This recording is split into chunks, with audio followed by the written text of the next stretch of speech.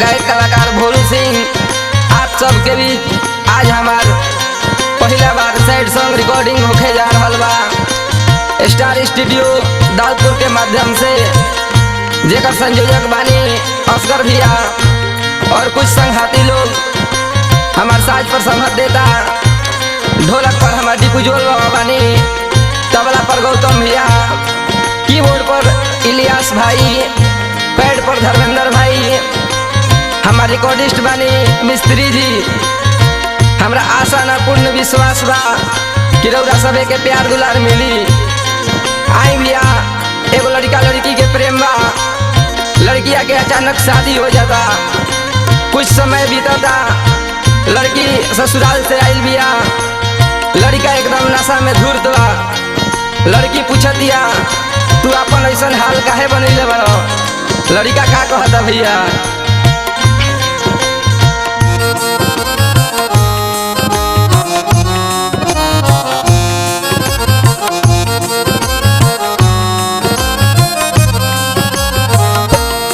तोर भुलाए खातिर गम दारू पीले,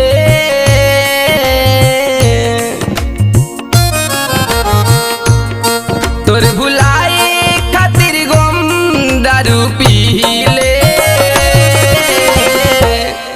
आके देखो ये सनम कैसे जीले, आके देखो ये सनम कैसे जीले। तोर भुलाए खातिर गम दारू पीले, तोर भुलाए खातिर गम दारू पीले,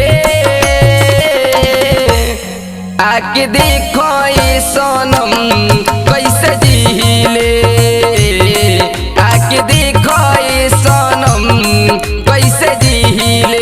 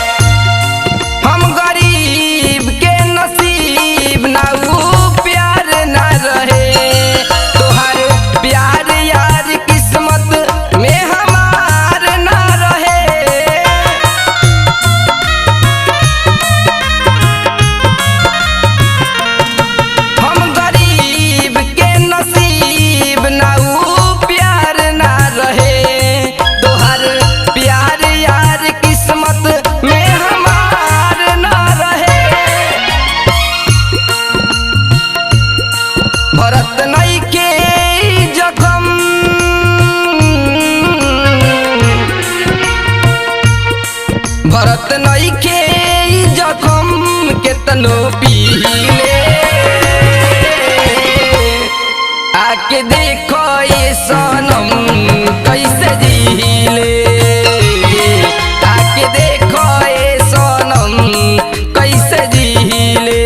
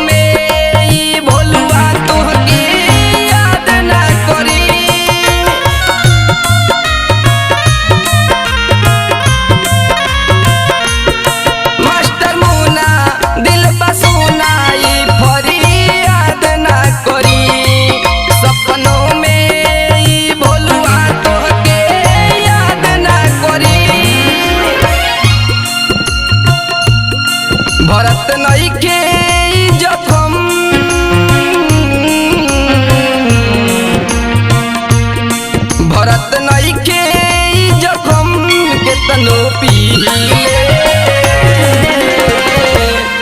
आके देखो ए सनम कैसे जीले आके देखो ए सनम कैसे जीले तोरे भुलाए खातिर गम दारू पीले तोरे भुलाए खातिर गम दारू पीले आके देखो